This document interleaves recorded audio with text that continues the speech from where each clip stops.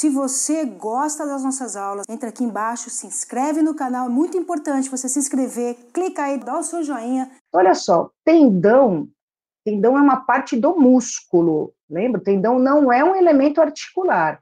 O tendão é parte do músculo. A gente tem o músculo, ele tem ventre muscular, que é onde existe, você tem lá as fibras musculares, e as extremidades deste músculo, vamos lembrar isto? Como que o músculo é constituído? A fibra muscular é envolvida pelo endomísio, sobram as extremidades, né? Então, você tem um tecido conjuntivo que envolve a fibra muscular e sobra a extremidade. Junta várias fibras musculares envolvidas pelo seu endomísio, forma um conjunto de fibras musculares e envolve com o perimísio. Esse conjunto de fibras musculares envolvidas pelo perimísio é chamado feixe ou fascículo muscular. E sobram as extremidades do tecido conjuntivo aqui. E aí você pega vários feixes ou fascículos de tamanhos diferentes, junta tudo e envolve com o epimísio, que é o tecido conjuntivo externo. Tá? Um conjunto de feixes ou fascículos musculares constitui um músculo. E nas extremidades desse músculo, onde sobrou esse tecido conjuntivo, que está entremeando todas as fibras musculares, fascículos, etc., isso se junta e forma os tendões ou aponeuroses, né? Tendão tem formato de um feixe circular ou em formato de fita, que vai se prender num ponto específico do músculo, e a aponeurose tem formato de lâmina, né? Lâmina ou papel, em que vai se aderir a uma região do osso, tá bom? Por sobre os músculos, nós temos as fáscias, que são tecido conjuntivo. Então, olha só, tendão não é tecido fibrocartilaginoso, tá? Tendão é isto aqui, ó. Olha os fibroblastos, que a gente tem aqui, e toda a matriz de colágeno com as fibras estão entremeadas, por isso ele é considerado tecido conjuntivo, fibroblasto, denso modelado, que é o tecido mais resistente que a gente tem com maleabilidade, tá? Só que ele é inextensível, sendo a extremidade do músculo e não um elemento articular, ok? Aqui eu coloquei uma lâmina de tecido fibrocartilaginoso, para você se lembrar como a gente enxerga isso. Então, olha só, você vê os condrócitos aqui, ó, para ser cartilaginoso, cartilagíneo, precisa ter condrócito. Então, olha só, os condrócitos entremeados com o tecido conjuntivo, com a matriz de colágeno, com as fibras. As bolsas sinoviais e bainhas tendíneas são similares às cápsulas articulares, ou seja, você pega uma membrana de cápsula articular fibrosa que é revestida internamente pela membrana sinovial. E aí a membrana sinovial vai produzindo líquido sinovial que vai acumulando dentro dessa bolsinha.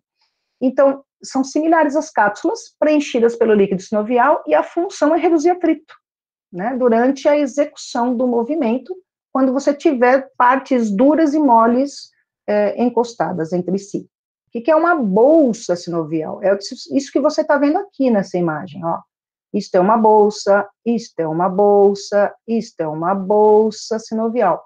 Então, bolsa sinovial é uma membrana lá, exatamente igual à cápsula articular, com membrana sinovial no seu interior, que acumula líquido sinovial. Cadê meu cursor aqui? Que acumula líquido sinovial. Olha lá. Isto é uma bolsa sinovial. Onde ela está colocada? Ela está colocada sempre que você tiver possibilidade ou risco de atrito entre uma estrutura como pele, músculo, tendão ou ligamento com osso, né? Então, vamos dar uma olhada aqui, ó, acrômio da escápula, o músculo aqui embaixo, tem uma bolsa aqui, o húmero, o músculo aqui por sobre, outra bolsa aqui. Quando o músculo contrair e produzir o movimento do osso, aí o músculo iria atritar no osso. Então, tem essa bolsa ali para diminuir esse atrito. Enquanto que as bainhas tendíneas, elas são bolsas, mas elas têm formato de tubo, ou seja, tem um tendão e ela abraça o tendão assim, ó. Então, ela forma uma bainha no tendão, ela envolve o tendão. Como, por exemplo, aqui no punho, olha só, esse em verdinho aqui, ó, está representando as bainhas sinoviais, que elas estão, as bainhas sinoviais tendíneas, né, que elas estão envolvendo o tendão, certo? Então, aqui com o retináculo dos extensores, ele vem aqui, comprime esses tendões, e você vai fazer o movimento de extensão dos dedos, ó, quando você faz um movimento de extensão dos dedos, os tendões tendem a atritar entre si, e com esse retículo, com os ossos que estão embaixo. Então, a bainha tendínea forma uma bolsinha ali para poder deslizar, diminuindo o atrito. Complexo do ombro. E aí, o complexo do ombro tem movimentos amplos, é formado pela articulação glenohumeral, que é da cabeça do húmero e a cavidade glenoide da escápula, e também pela articulação acromioclavicular, certo? Na verdade, você tem mais uma articulação que participa do complexo do ombro. Então, olha só, esta é a glenohumeral e esta aqui é a acromioclavicular. Tá vendo aqui, ó? Glenohumeral, húmero com a cavidade glenoide da escápula. A acromioclavicular é do acrômio da escápula com a clavícula, certo? E tem uma terceira que acompanha a clavícula, que existe uma articulação entre a clavícula e o manúbrio do externo. Tá? É um ponto de fixação, um ponto de apoio. Ele não está envolvido aqui no ombro, mas tem toda a ligação com a cintura, né, com o símbolo do membro superior, e quando você fizer movimento aqui, automaticamente vai ter movimento nesta última. Não é pouco frequente a pessoa ter um processo inflamatório nessa articulação, que é esta aqui, e a pessoa não consegue mover o ombro.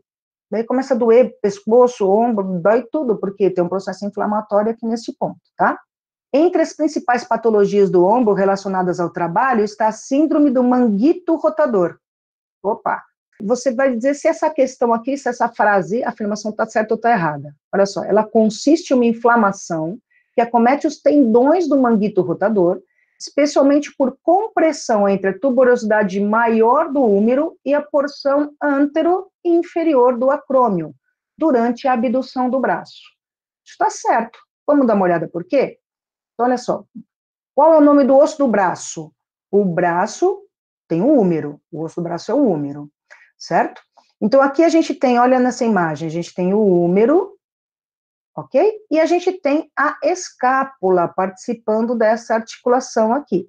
A escápula apresenta o acrômio e o processo coracoide, como acidentes nessa região. Só que o acrômio participa dessa articulação, o processo coracoide, não. O acrômio, ele se projeta, olha nesta imagem aqui, o húmero, vista lateral, ele se projeta por sobre a cabeça do húmero. Então, o que é a abdução do braço? A abdução é esse movimento aqui que a gente está fazendo, ó, é elevação, afastar o húmero do plano mediano. Então, quando você vai fazer isto aqui, é a abdução, abrir, a abdução.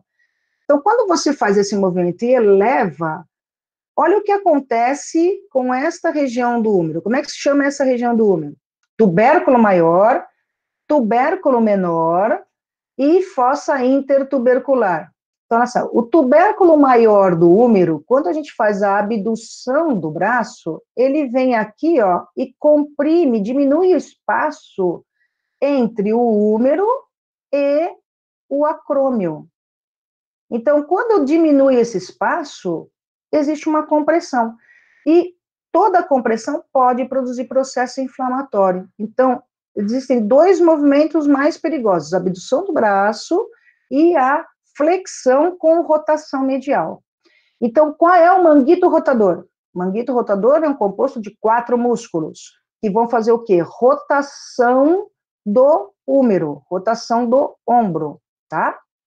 Então, olha aqui, o húmero está aqui, nessa vista lateral, você tem um músculo aqui que é superior, que é chamado supraespinhal, porque ele está acima da espinha da escápula, e o infraespinhal, porque está abaixo da espinha da escápula. Numa vista posterior, olha aqui o supraespinhal e o infraespinhal, porque esta é a espinha da escápula. A continuação da espinha da escápula forma o acrômio. Viu aqui? Ótimo. Então, na vista posterior, a gente consegue ver o supraespinhal e o infraespinhal. Os dois estão aqui, ó, se prendendo com a sua inserção ao longo do colo do úmero. Na vista anterior, a gente vê aqui o subescapular. Olha só. Este é o subescapular, na vista anterior. E ele também está abraçando aqui essa região. Agora, existe um outro músculo que você está vendo aqui, que vem por baixo do subescapular. Está vendo esse pedacinho aqui desse músculo? Este músculo é o redondo menor. Vamos voltar para esta imagem posterior. É este músculo. Olha lá. É este músculo aqui. Frase correta, revisamos aqui os músculos do manguito rotador com o olhar para o movimento, não com o olhar só para decorar esse músculo. A síndrome ocorre quando o tendão do músculo deltoide atrita com o acrômio. Ops, peraí. Vamos rever isso aqui. Este é o músculo deltoide. Eles têm origem dele aqui clavicular, tem origem no acrômio e tem origem na espinha da escápula. Como que ele pode atritar com o acrômio se ele se prende ao acrômio? Tá? Então, já tem um primeiro erro aqui. E quando ele contrai, comprime a bolsa subdeltoide. Existe, sim, a bolsa subdeltoide, olha ela aqui, ó. Então, o deltoide está transparente, existe a bolsa subdeltoide, que está ali para evitar o atrito do músculo deltoide com a cabeça do úmero, especialmente com o tubérculo maior do úmero. Só que não é verdade que a síndrome do manguito rotador, inflamação do manguito rotador, tem relação com o deltoide, porque o deltoide não é um músculo do manguito rotador. Então, para corrigir isso aqui, para estar relacionado lá com a síndrome do manguito rotador, a gente vai corrigir isso. É o tendão do músculo supraespinhal e ou subescapular. Atrita contra o acrômio ou contra a própria escápula, comprimindo a bolsa subacromial ou comprimindo a bolsa subescapular, especialmente quando o ombro é posicionado em flexão anterior e rodado medialmente, rodado internamente, ou seja, você vai fazer isso aqui, ó. Isto é flexão, e aí, então, você roda para dentro. Você está conseguindo ver minha mão aqui, ó, flexão, e aí a gente roda para dentro, ó. Então, quando isso acontece, olha só, a cabeça do úmero está aqui. Se a gente elevar a cabeça do úmero em flexão e rodar medialmente, a gente vai pegar o tubérculo maior do úmero, que é essa região, e comprimir mais ainda contra o acrômio da escápula. Qual é a bolsa que está aqui? A bolsa subacromial. Então, esse músculo aqui, que é o supraespinhal, contrai para fazer o movimento, aí você faz uma flexão, ele já contraiu, já diminui o espaço. E você rota colocando o tubérculo maior, pressionando a bolsa subacromial, você aumenta muito o risco de ter um processo inflamatório nessa região. Ou seja, quanto maior o atrito, maior o risco de processo inflamatório. Então, vamos dar uma olhada aqui, ó, onde que fica a bolsa subacromial, o acrômio, o músculo supraespinhal, e aqui a bolsa subacromial. Então, imagina você pegando esta região mais abaulada e colocando aqui, diminuindo esse espaço. Veja que já o espaço aqui não é muito grande. Então, você tem uma quantidade de síndromes nesta região bastante evidentes, principalmente dos indivíduos mais idosos e sedentários. Só para chamar atenção, esta aqui é a bolsa subescapular. Então, aqui está o músculo subescapular e aqui a bolsa subescapular. Então, se o músculo subescapular se contrair, ele comprime esta bolsa aqui contra a escápula. Então, também é possível você ter processo inflamatório nessas bolsas. Conseguiu compreender qual é a relação das bolsas, a importância da gente conhecer as bolsas? A abdução normal do braço ocorre às custas, da tração exercida pelo úmero, exercida no úmero, pela contração dos músculos supraespinhal e deltoide. Olha o deltoide aqui, se o deltoide se contrair, olha só, ele está preso na espinha da escápula e aqui no acrômio, ele vai puxar o úmero para cima, para essa direção aqui. Então, o úmero vai se deslocar nesse sentido, fazendo uma a abdução. E junto com ele, a gente tem também aqui, ó, olha só, tirei o trapézio daqui de cima, junto com ele a gente tem a ação do supraespinhal, que vai lá se prender, olha lá, o supraespinhal passa aqui por dentro e vai se prender aqui em cima no úmero. Então, certo. E vamos lá, e da rotação da escápula para cima. Quando a gente levanta o úmero, chega uma hora, você tem que deslocar a escápula junto para aumentar a amplitude. Então, para deslocar e fazer uma rotação da escápula para cima, a gente vai contrair outros músculos. Quem são? O músculo Nossa, meu mouse está difícil hoje aqui. O músculo trapézio, olha só, principalmente as fibras superiores e médias, ele vai se contrair para tracionar esta região, né, a cavidade glenoide da escápula para cima, e também, olha lá, retirei o trapézio, a gente vai ver aqui o músculo serrátil anterior, ó, ele está preso na borda lateral da escápula, e quando ele e na outra extremidade dele está aqui, ó, nas costelas. Quando ele se contrair, ele puxa a escápula e o ângulo da escápula desloca neste sentido aqui, ó, desloca lateralmente. Então, esta afirmação também está correta. Fechou? Por último, caso a abdução for contra a resistência e a escápula não participar do movimento, o que é uma abdução contra a resistência? Você pega um peso na sua mão e levanta, certo? Então, é contra a resistência. Você está fazendo uma força maior ainda, muito próxima da máxima. Quanto maior a resistência, mais próximo da máxima, essa força se aproxima, tá? Ela é. Então, e se a escápula não participar, você bloqueia a escápula, vai chegar uma hora, olha só, você tem aqui a escápula na posição normal e a posição do úmero. Veja que a gente vai conseguir deslocar um pouquinho até aqui. Quando chegar nessa posição que o tubérculo maior encostar aqui, não tem mais amplitude para esse movimento. Aí, a partir deste ponto, olha só, o ângulo da escápula se desloca lateralmente, tá vendo aqui como que é o normal, e aqui ele está deslocado lateralmente, para fazer o quê? Para este ângulo aqui da cavidade glenoide levantar, ó, rotou a escápula para cima, e aí aumenta a amplitude do braço, tá? E por isso que o ombro tem a maior amplitude entre todas as outras articulações do corpo, porque tem um conjunto de estruturas aqui. Então, a bolsa subacromial, no caso de você não ter a movimentação da escápula e forçar isso, comprimir, isso vai aumentar aquela compressão que a gente estava dizendo, vai aumentar a compressão na bolsa subacromial e o tendão do manguito rotador pode sofrer trauma por esmagamento.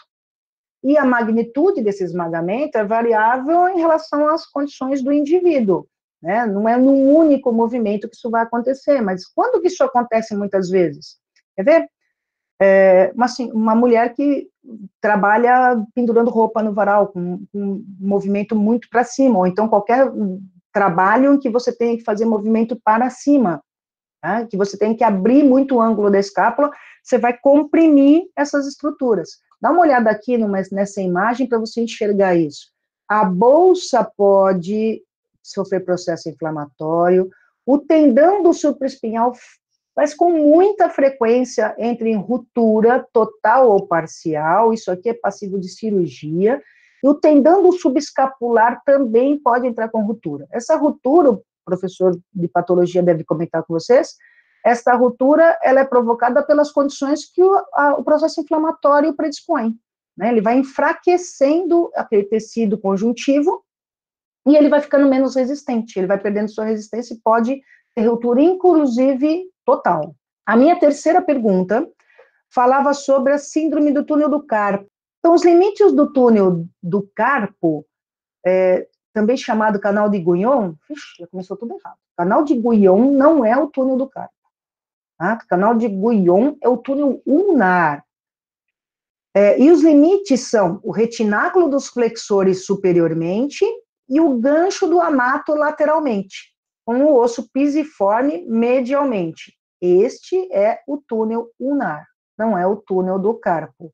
Vamos dar uma olhada aqui, ó. Veja nesta imagem que a gente tem um corte com uma representação. Olha o osso pisiforme, tá? Isto aqui é um corte A, aqui dessa região mais proximal, depois tem o corte B.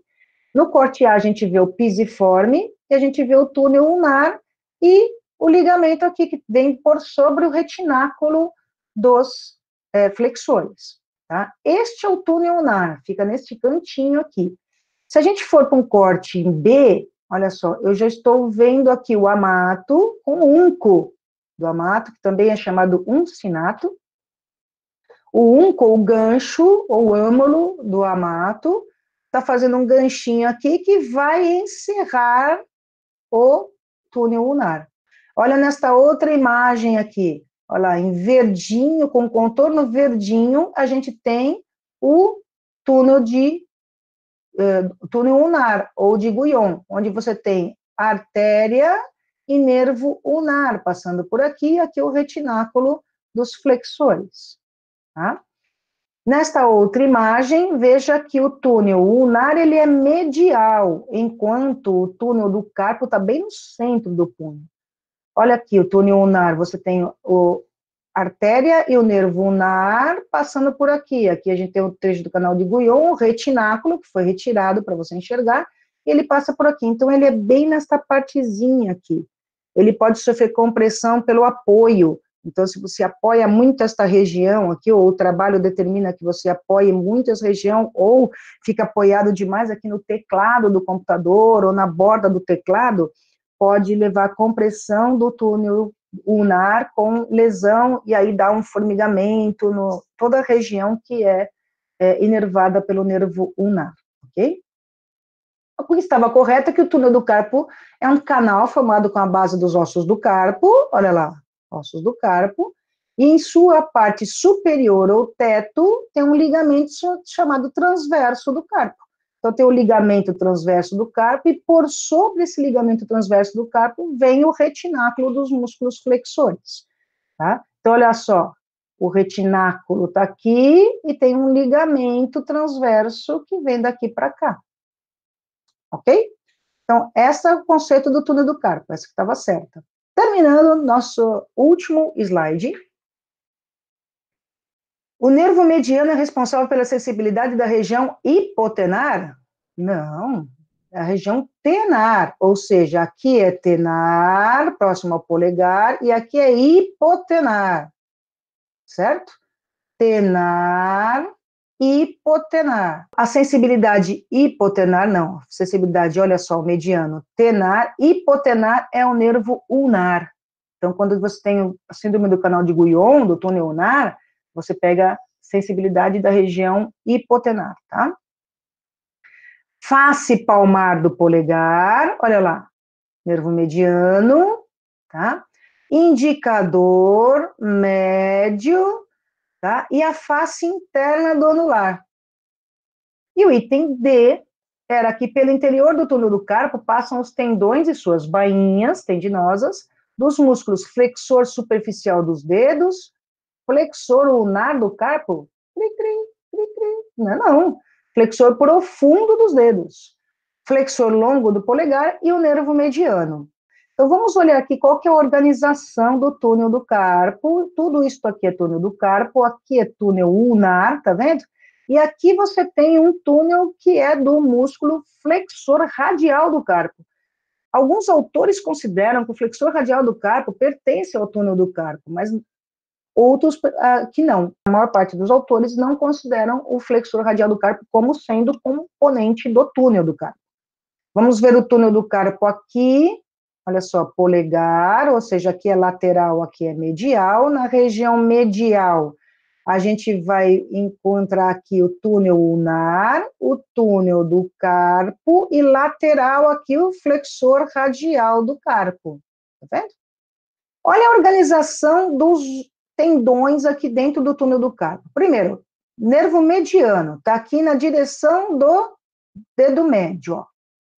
Certo?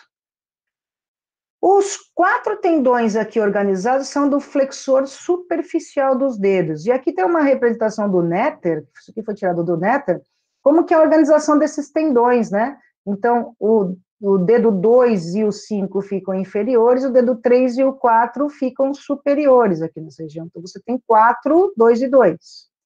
E os tendões do flexor profundo dos dedos ficam alinhados aqui, ó, certo? Sendo que lateral, a gente vai ter o flexor longo do polegar, tá? Então, isso que a gente tinha para mostrar para vocês. Espero que tenha ajudado. Assim, eu vou passar, então, a palavra para a patologia. Vou abrir a palavra para o professor William. Então, com a palavra, professor William. Vamos lá. Bom, aqui eu fiz pontos gatilhos. Pontos gatilhos seriam o quê?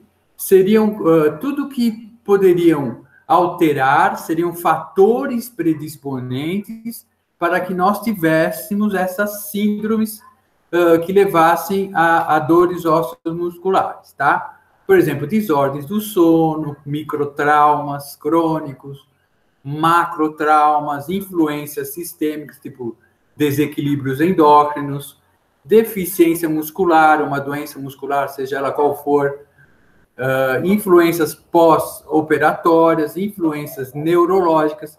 Isso aqui é para a gente mostrar para vocês que existe, não é só um ponto específico, mas sim leva em consideração muitas coisas, onde a gente sempre tem que levar um trabalhador, né, principalmente nas grandes empresas, na medicina do trabalho, a gente tem sempre que levar um todo.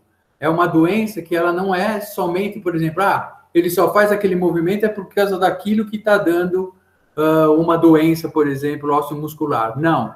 Ele tem também, às vezes, alguns outros fatores, por exemplo, tem uma vida que não dorme direito, então ele chega com estresse no trabalho, isso tudo possibilita algumas alterações que podem ser pontos de gatilho para que ele tenha aquela doença. Vamos lá. Aqui, como a Selimara já disse, né, nós mostramos uma das principais doenças, que é a síndrome do túnel do carpo, onde existe o quê? Um espessamento desse tendão devido ao quê? A um processo inflamatório, normalmente. Então, quer dizer, se nós temos movimentos de repetição, onde existe um trauma ali naquele momento, no punho, pode ocasionar o quê? Uma doença inflamatória, uma inflamação naquele tendão, e esse tendão vai o quê? Ele vai comprimir todos os músculos e os tendões e os nervos que passam nesse canal, dando o quê? A síndrome do túnel do carpo, que seria uma síndrome dolorosa. E, com o passar do tempo, ela pode começar a limitar os movimentos da mão e dos dedos também. Vamos lá, nós também temos as tendinites do cotovelo e outras várias. Aqui é só para mostrar um exemplo. Aqui nós temos o quê? Como a Selimara disse, nós temos um tendão modelado. Então, nós temos aqui do lado esquerdo da tela, nós temos o tendão onde nós temos o quê? Você vê que existe uma linearidade, onde está tudo bem distribuído. E do seu lado direito, onde nós não temos essa modelação mais. Nós já temos o quê? Todo aquele... Você já vê que você perde essa estriação toda. Nós temos o quê? Núcleos já não estão todos lineares, como está do lado esquerdo. E nós temos a presença de algumas células inflamatórias nesse campo aqui. Então, isso daqui... Existe o que? Uma tendinite crônica, né? A gente tem mais linfócitos do que leucócitos neutrófilos, e nós temos o quê? Além disso, já começou a ocorrer uma perda. Isso aqui fica o quê? Fica um tendão frouxo. E como a Selimara disse, nós podemos ter o quê? Um rompimento desse tendão. Se ele fica mais amolecido, entre aspas, ele fica embebido pelo processo inflamatório. Pelas células inflamatórias, nós vamos ter o quê? Nós vamos ter o quê? Um enfraquecimento desse tendão e um possível rompimento dele. Vamos lá? Aqui nós temos o quê? Um processo inflamatório agudo, onde você vê o quê? Células inflamatórias principalmente leucócitos neutrófilos. Aqui é uma tendinite, e nós temos o quê? Um tecido, ela está o quê? O tendão, ele está inserido no tecido cartilagíneo. Então, nós temos aqui o tecido cartilagíneo, já também um pouco danificado, né? Uma condromatose aqui, e nós temos o processo inflamatório agudo na inserção desse tendão. Aqui nós vemos, a gente já não vê mais fibras. Então, provavelmente, houve o quê? Um rompimento do tendão, e aqui a gente já não encontra mais. Então, é só um processo inflamatório, e já temos uma total ausência da inserção do tendão no osso ou próximo à cartilagem. Aqui nós temos um corte de uma sinóvia. A sinóvia, ela pode ter uma sinovite aguda e, com o passar do tempo, uma sinovite crônica. Então, aguda, nós teríamos o quê? Mais leucócitos neutrófilos. E crônica, nós teríamos mais linfócitos. Mas a sinóvia também, ela tem uma patologia especial, que é a sinovite vilonodular. A sinovite vilonodular, o que você vai encontrar? Você vai encontrar células inflamatórias, principalmente leucócitos, e você vai encontrar células gigantes, que vai caracterizar a sinovite vilonodular. E você pode ver aqui que ela começa a formar o quê? Ela começa a formar formações vilositárias.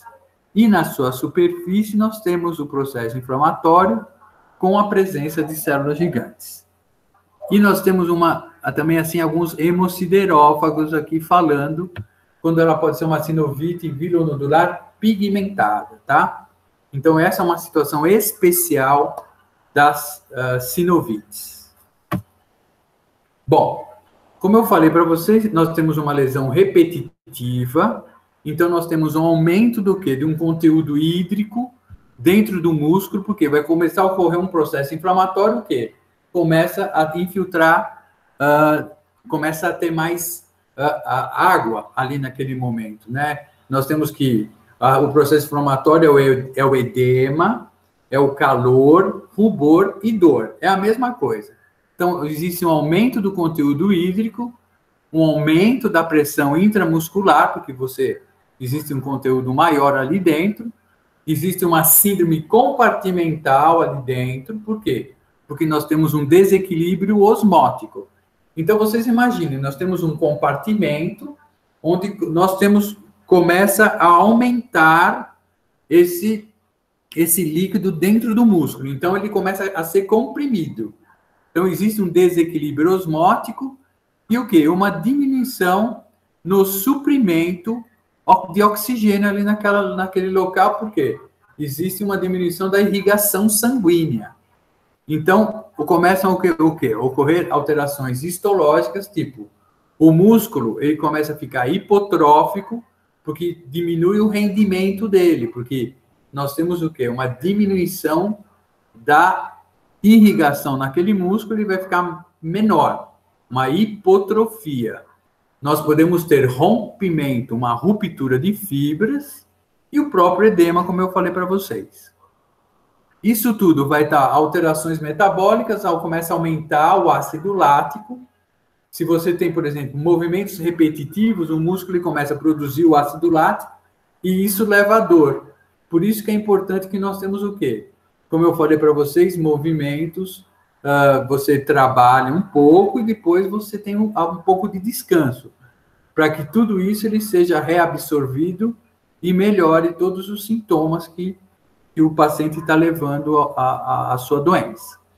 E o aumento de radicais livres que pode dar dano à membrana celular. Tudo isso é o processo inflamatório em si, da nossa DORT. Vamos lá. Aqui nós temos um tecido muscular e nós temos a musculatura normal, olha, as fibras musculares estão normais, e aqui nós temos uma atrofia onde existe o quê? Praticamente nós temos uma fibra muscular que ela ficou bem pequena, olha só, ela ficou quase que linear, em relação, olha, a do lado, ela diminui o seu tamanho, ela vai diminuindo, quase que ela vai ser depois, posteriormente, substituída, às vezes, por fibrose. Aqui, olha, nós temos o quê? Várias fibras musculares com diversos diâmetros. Isso daqui é um tecido muscular onde ele está sofrendo alterações várias, principalmente o quê? Nós estamos vendo que estão diminuindo o diâmetro dessas fibras musculares, levando à hipotrofia. E aqui nós já temos o quê? Um tecido conjuntivo fibrilar denso. Então, quer dizer, está começando a ocorrer uma fibrosubstituição destas fibras musculares. Aqui é só um exemplo, né? Onde, depois de um certo tempo, onde pode ocorrer, devido ao processo inflamatório, uma miosite crônica, por exemplo, nós podemos ter uma lesão de primeiro grau, onde nós temos, por exemplo, só uma lesão focal, uma de segundo grau, onde começa a romper as fibras parcialmente do músculo, e de terceiro grau, um total rompimento muscular. Isso também poderia ocorrer próximo ao tendão, poderia ser um rompimento tendíneo, como eu falei para vocês, devido ao processo inflamatório. Aqui é uma variação também, nós temos o quê? Uma variação do diâmetro das fibras, nós temos muito mais tecido conjuntivo, fibromuscular aqui, onde aumentou muito mais, é uma cicatrização, e nós temos o tecido adiposo aqui. Era a nossa pergunta do teste, onde eu perguntava que é somente tecido adiposo? Não. Seria o quê? Um tecido adiposo e fibroso, onde ele vai ter a cicatrização muscular. Aqui nós temos o quê? A mesma coisa, são fibras de diversos tamanhos, e a fibra muscular, quando ela começa a ter uma degeneração da fibra, ela começa a ficar mais, com uma coloração eosinofílica mais clara, em relação a essa, olha, a eosinofilia é mais escura, ela fica mais pálida, e nós temos no citoplasma, começa a formar grumos, como se fossem proteínas dentro da fibra muscular, que elas começam a ficar mais condensadas, porque existe uma degeneração muscular. Depois vem o professor Cipriano com as questões de imagem, voltados aqui para a Dort. Bom dia, pessoal. É o seguinte, essas lesões de esforço repetitivo e as doenças osteoarticulares relacionadas ao trabalho, elas são uma das maiores causas de afastamento laboral no nosso país, tá? Isso, quando eu fazia perícia, de 10 casos que você pegava na perícia, 9 eram relacionadas à lesão de esforço repetitivo e doença osteoarticular relacionadas ao trabalho. Então, vamos lá. E aqui a gente começa. Radiografias. As radiografias, pessoal, ainda sendo um método mais antigo, você consegue, às vezes, avaliar alguma alteração, como, por exemplo, o espaço dessa articulação, dessa acromioclavicular, dessa glenumeral, que você tem que ter esse espaço, porque é aqui que vão estar passando os músculos e as inserções tendíneas deles, né? E se você tiver, por exemplo, uma radiografia dessa, esse espaço aqui do acrômio para a cabeça humeral, ele está preservado. Nos processos de artrite, que não tem nada a ver com a lesão de esforço ou osteoarticular, pode ter com muito tempo sem o descanso que o William falou, você vai ter essa redução de espaço articular, e lembrando que aqui está passando tecido mole, né? Tendão ou fibra muscular. Então, se você tiver esse tipo de alteração articular, toda vez que você levantar, aqui mesmo em repouso, esse teu braço o teu húmero já está comprimindo estruturas. Se você fizer a abdução, isso vai piorar mais ainda, a compressão vai ser maior. E aqui tem umas radiografias do ombro. O ombro, assim como a articulação coxofemoral, por serem esféricas, tá? Por permitir inúmeros movimentos, elas têm uma gama muito grande de incidências, tá? A cada dia o pessoal, principalmente o pessoal da ortopedia, tenta ver uma incidência nova para ombro, para estudar todas essas inserções musculares. Então, aqui está um AP, essas duas também, e aqui está um perfil de escápula, tá? Faz essa letra Y aqui, ó. Fica bonitinho. Então, vamos lá. Essas aqui, pessoal, tá? São as incidências mais usadas no ombro, tá? Para exame de raio-x. Então, o pessoal da ortopedia, durante muitos anos, só utilizou isso aqui, tá? Então, você conseguiria, com cada uma dessas incidências, ver determinadas inserções musculares. Quando você tem a calcificação de inserção tendínea, ela aparece até no exame de raio-x, tá? Então, tá aqui, ó. Você tem a cabeça humeral, tuberosidade maior, e aqui tem a calcificação do tendão do supraespinhal, tá? Essa calcificação é vista na tomografia como isso aqui, com essa imagem de hipossinal, tá? Aqui está o tendão e aqui está a calcificação dessa inserção aqui.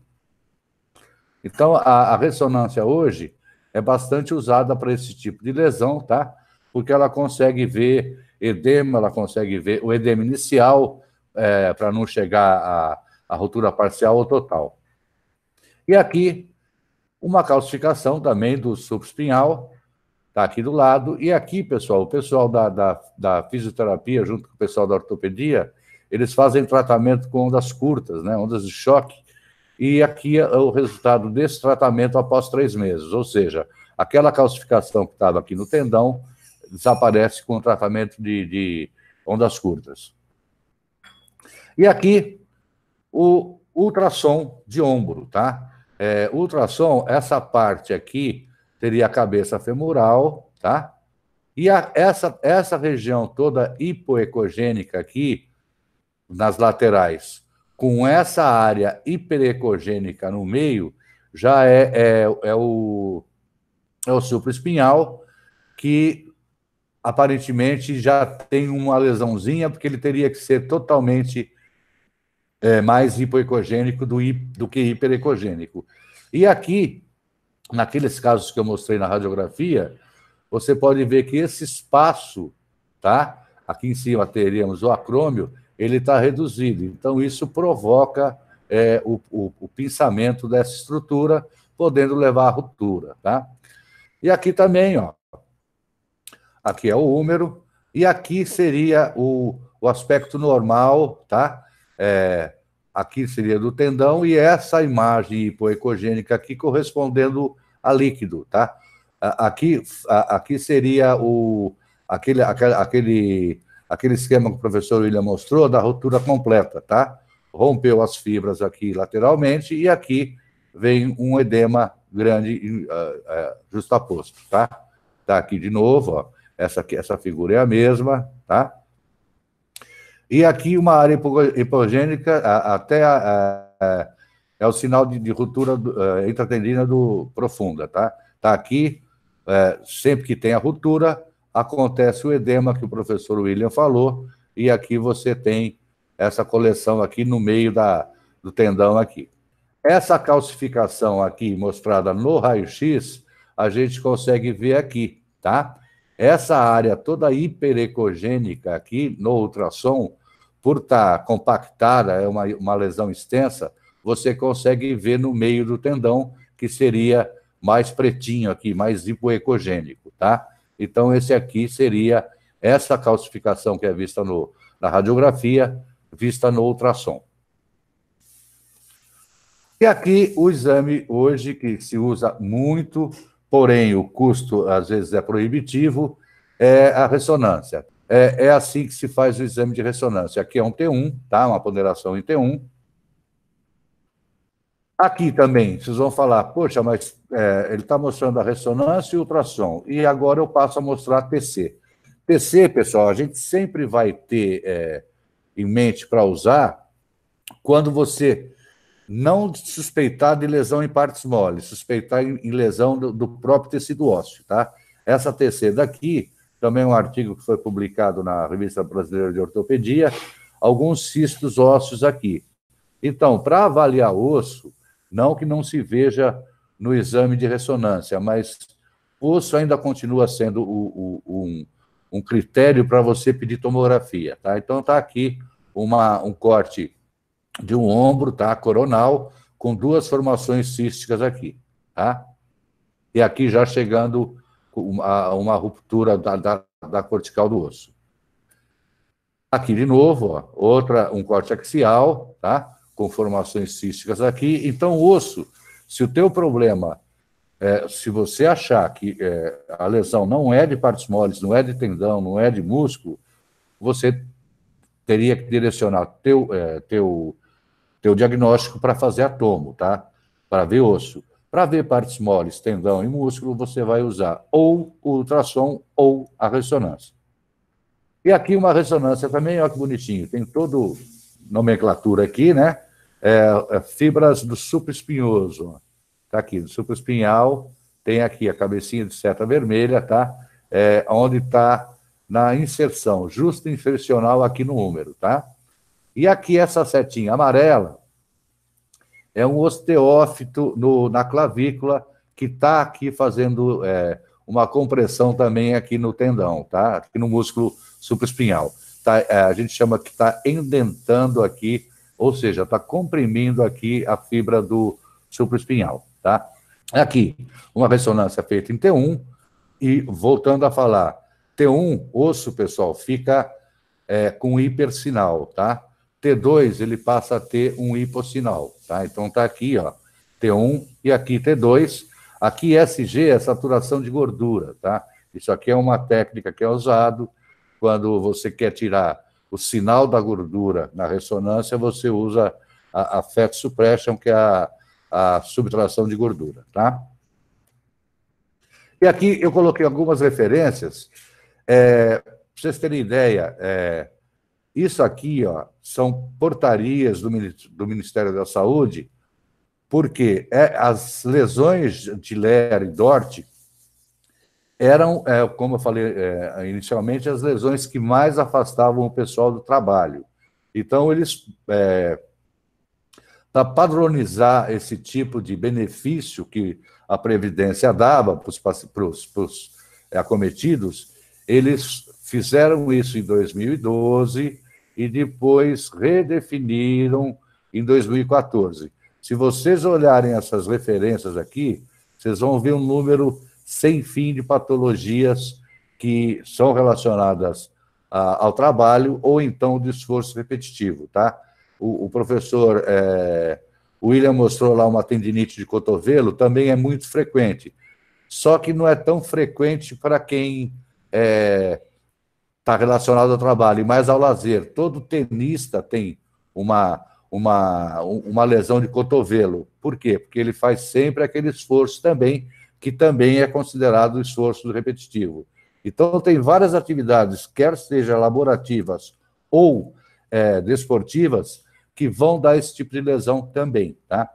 E vira e mexe, vocês vão ver aí o pessoal dos esportes com lesões geralmente relacionadas a esses esforços, tá? Então, aqui eu coloquei algumas referências, eu tive que dar uma acelerada por causa do tempo, e eu queria que vocês dessem uma olhadinha, principalmente num desses dois, como leitura adicional, para vocês verem a quantidade de patologia que tem relacionada ao trabalho. E a grande maioria, até mesmo a classe médica, a grande maioria que eles vão pegar ou é lesão do manguito ou é a tendinite, que a Selimara já explicou lá. Lembrando que no túnel do carpo também, pessoal, se faz ultrassom, tá? Então, você consegue... Teve um grupo da Escola Paulista, da Unifesp, que relacionou, fez as dimensões do túnel do carpo com o exame ultrassonográfico, e durante o procedimento cirúrgico, eles viram que as dimensões que foram relatadas no exame de ultrassom foram muito próximos ao que eles acharam no momento cirúrgico. Então, eu deixo aqui essas referências